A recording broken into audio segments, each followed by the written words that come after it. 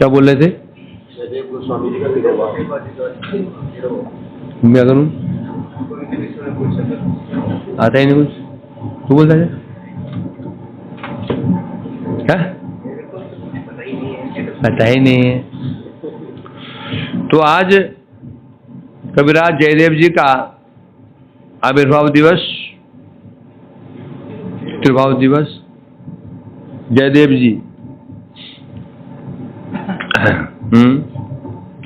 जिनका रचित गीत गोविंदम दशावतारी स्तोत्रम अति प्रसिद्ध है। जहां जगन्नाथ जी मंदिर में नित्य मंदिर खुलता है तो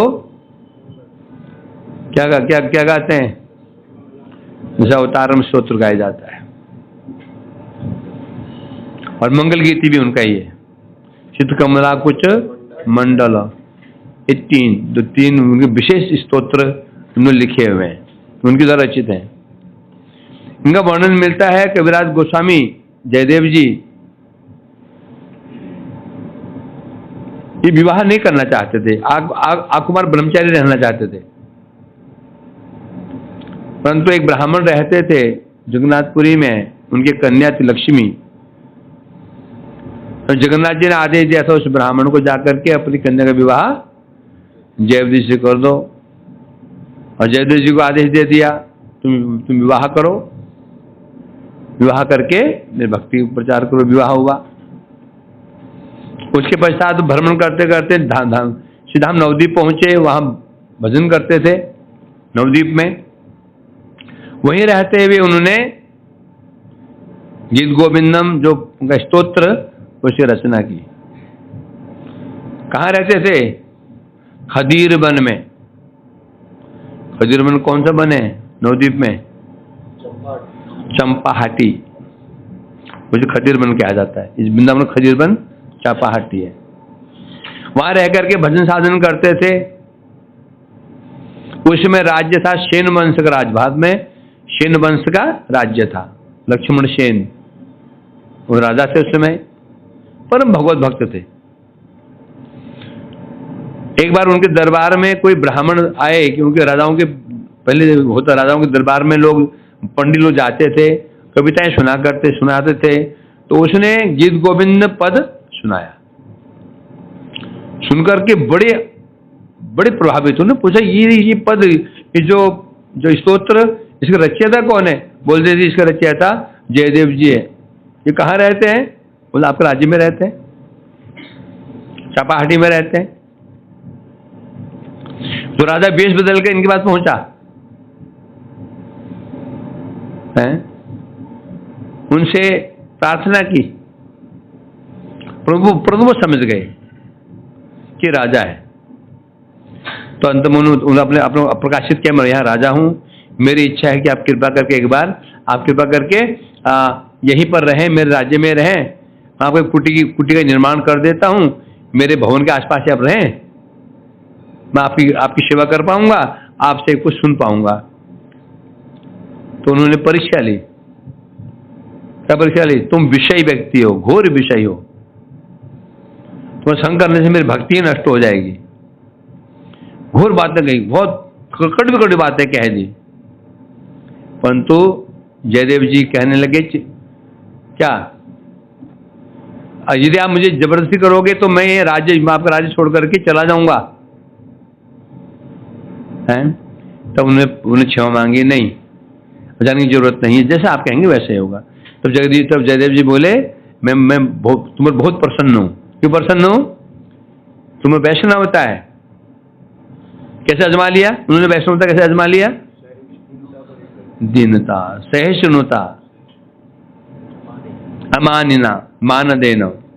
इतनी बातें सुनने के पश्चात जयदेव जी राजा है वहां के, फिर क्रोध ही नहीं आया, बल्कि सोचने लगे हाय मुझसे गलती हो गई, मेरे कारण इस महापुरुष को कष्ट हो गया।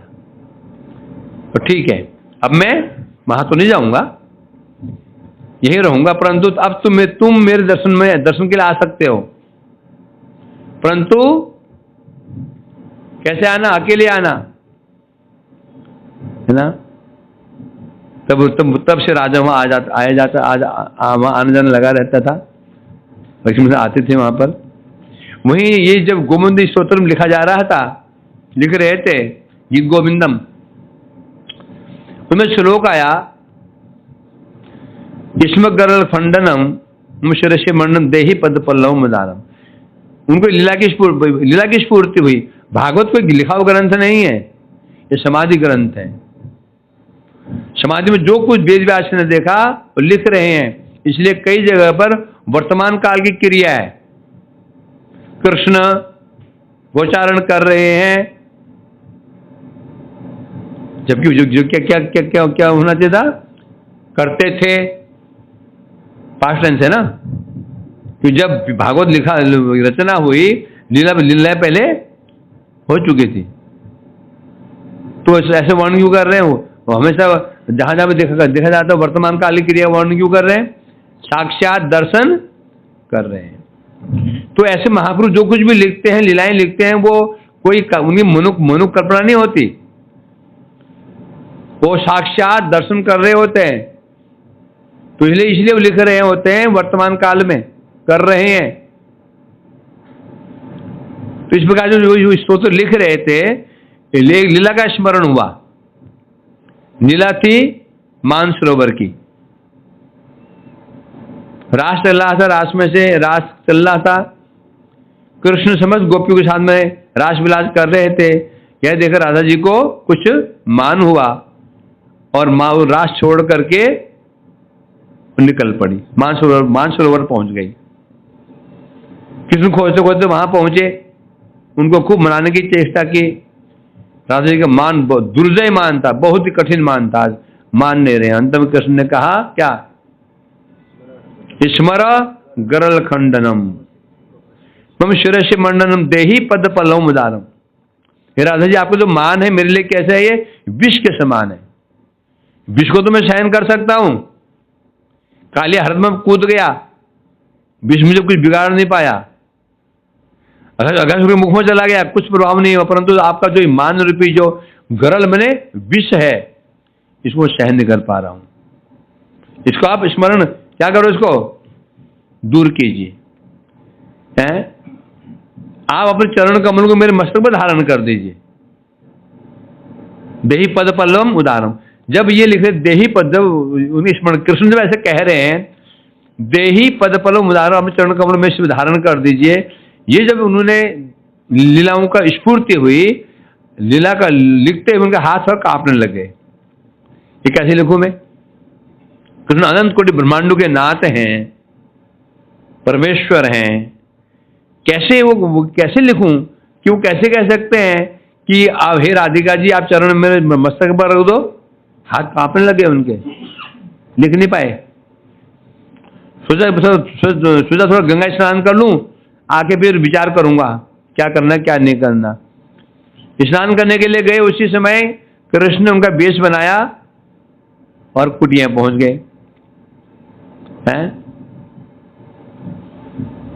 पत्नी को बोला जब लेके आना तो ग्रंथ लेके आओ, तो तुम लिख रहा था कॉपी लेके आओ, तो हैं? लाई, उसमें कुछ लिखा और चले गई। पत्नी का नाम क्या? पद्मा लेके आओ तो वो सोचा शायद कुछ भूल गए थे, याद आया होगा, रास्ते में आया होगा, लिखना चाहते होंगे, पकड़ा दिया, कुछ लिखा उन्होंने, बंद कर बोले रख दो इसको, और निकल गए। अभी कुछ देर भी नहीं, कुछ देर हुई थी कि जयदेव जी आ गए। पद्मा ने पूछा अब क्या हो गया? अब क्या हो गया? क्या और को लिखना है क्या? वो माथा ठनका, क्या होगा? मतलब क्या हुआ?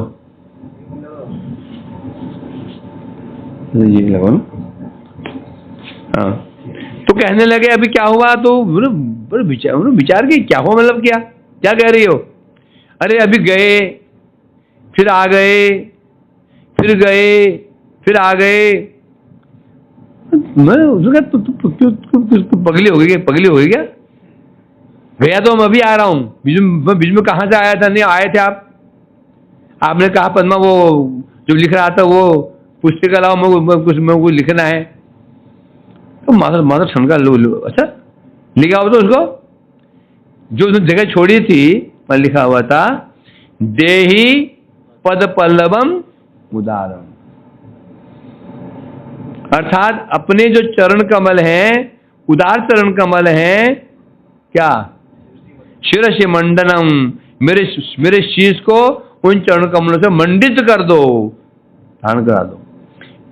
वो जो अक्षर थे मानो मानो मोती, इतने सुंदर मोती इसमें अक्षर थे, उसको देख करके जयदेव जी की आंखों से आंसू प्रवाहित होने लगे।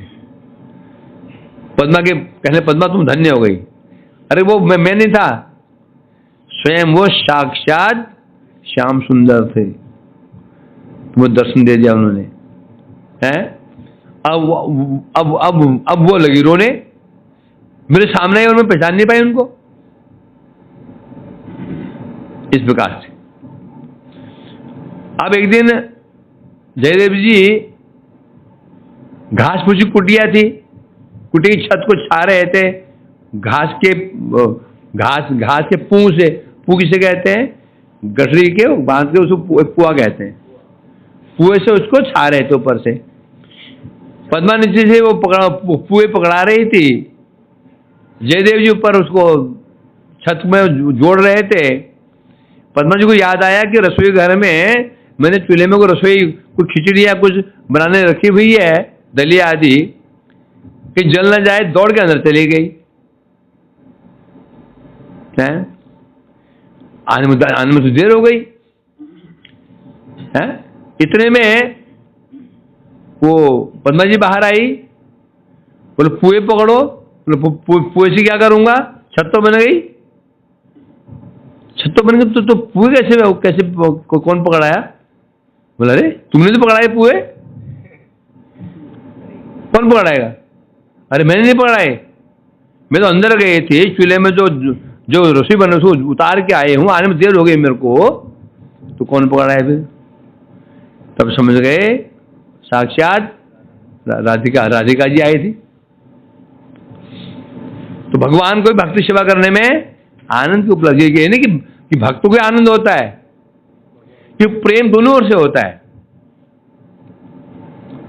भक्त आनंद और भगवत आनंद, ये भक्त आनंद होता है, ये भगवत आनंद होता है। भक्त आनंद का अनुभव कौन करता है? भगवान। भगवत आनंद का अनुभव कौन करता है? भक्त। जब भगवान भक्त से प्रेम करते हैं, उन्हें आनंद होते से कहते हैं भक्त आनंद। और जब भक्त भगवान से प्रेम करते हैं, उसे कहते हैं भगवत आनंद। जब भक्त भगवान से प्रेम करते हैं, भगवान प्रेम के विषय होते हैं और भक्त आश्रय होते हैं। जब भगवान भक्ति प्रेम करते हैं, भक्त विषय और भगवान आश्रय बन जाते हैं। इस प्रकार से वहां पर लीला करते थे, वहां ग्रंथ लिखे उन्होंने। बहुत दूर रहने के पश्चात यदि महाप्रभु ने उनको दर्शन दिया। एक दिन ठाकुर जी की पूजा कर रहे थे, श्याम सुंदर कृष्ण की, करते करते देखा कि श्याम कृष्ण गोरे हो गए, गौर वर्ण हो गया उनका। बड़ा आश्चर्य पड़ गए, ये कैसे हो गया?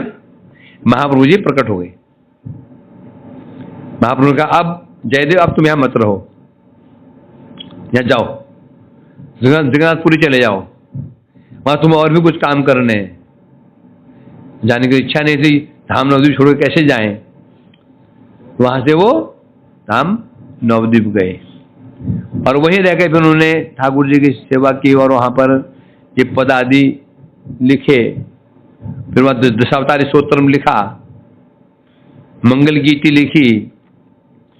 उनका लिखा गोविंद स्तोत्र इतना प्रिय ठाकुर जी को है, जगन्नाथ जी को है, कि जगन्नाथ जी के मंदिर में रोज शयन, जब जगन शयन करते हैं तो देवदासियां उस मंगल गीति का गान करती हैं।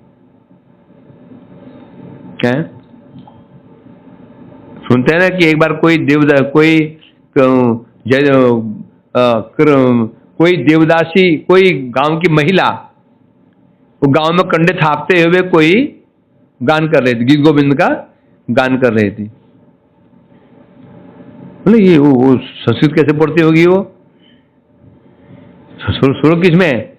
और संस्कृत वो श्लोक भी, और संस्कृत सामान्य नहीं है वो, और श्लोक सामान्य श्लोक नहीं है, पढ़ने में ही पसीने छूट जाते हैं, ये तो कठिन श्लोक है। तो उसमें जगन्नाथ जी ने जब सुना, भाग खड़े हुए सुनने के लिए, वो पहुंच गए उधर, और इधर सो रात सुनते रहे। इधर शाम के समय मंदिर खुलने का समय हुआ, जगन्नाथ जी चिंता लग गई, मंदिर खुल जाएगा तो मैं तो यहाँ बैठा हूं। बड़ी तेजी से जा रहे थे तो उनके कपड़े फंस गए कांटों में और कपड़े फट गए। अब जब पहले मंदिर खोला तो देखा क्या, ठाकुर जी कपड़े फटे हुए। बड़ी चिंता लगी, हमसे ऐसे क्या अपराध बन गया, हमसे क्या अपराध बन गया, ठाकुर जी कपड़े फट गए हैं। गुरुदेव बोलते थे, यदि पाषंडी लोग विग्रहों को स्पर्श कर देते हैं, तोड़ फोड़ देते हैं, तो समझो शिवा अपराध हो रहा था। नहीं तो प्रतिष्ठित विग्रह को पाषंडी स्पर्श कैसे कर सकते हैं? विचार कर ले, हमसे ऐसे क्या अपराध बन गए, ठाकुर जी के कपड़े फट गए। बड़ा दुखी, बड़ा दुखी। विश्व जो राजा था, राजा बड़ा दुखी, क्यों राजा ही भक्त होता हूं। राज जगन्नाथ जी ने उनको स्वप्न आदेश दिया, ऐसा कुछ नहीं है। कोई स्त्री वहां पर ग्वालिन गीत गोविंद का गान कर रही थी, मैं चला गया था, जल्दीबाज में कपड़े फट गए, लग गए कांटों में।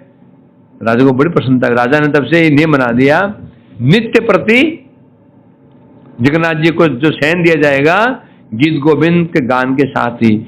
वैसे मेरी घटना महाप्रभु के साथ भी घटी थी। महाप्रभु कहीं जा रहे थे एक बार, हैं जा रहे थे जगन्नाथ मंदिर की ओर, तो कहीं कोई ग्वालिन गीत गोविंद गान कर रही थी। महाप्रभु दौड़ते जा रहे हैं, पीछे गोविंद उनके पीछे दौड़ रहे हैं। महाप्रभु को ये उनको ये सुबुद्धि नहीं है, सामने कौन है, वो दौड़ रहे हैं उनको आलिंगन करने के लिए कि कौन मेरे प्रभु का, मुझे ये मेरे कानों में अमृत उड़ेल रहा है, कौन सुख पहुंचा रहा है। जैसे है ना, जैसे वो राजा रुद्र ने जब गीत गोविंद गाया था, गोपी गीत गाया था, महाप्रभु उनको आलिंगन किया था आनंद से, दौड़े चले जा रहे हैं। गोविंद समझ गए कि प्रभु का मनोभाव क्या है। जब पास पहुंच गए, गोविंद ने कहा प्रभु स्त्री कहने साथ ही साथ छिटक कर महाप्रभु जी स्तब्ध हो गए, रुक गए, मुड़ के बोले, गोविंद तुमने मेरे को बचा लिया, यदि मैं तुम स्त्री स्पर्श कर लेता तो मैं देह त्याग देता। इतना महत्वपूर्ण पद है गीत गोविंद। तो आज उनका तिरुभाव तिथि है, तो उनसे प्रार्थना करो कि हम पे कृपा करें कि थोड़ा बहुत इस जन्म में कि किसी जन्म में हमको उस गीत गोविंद का थोड़ा सा भी कुछ अनुभव हो सके, जो हम चख सकें।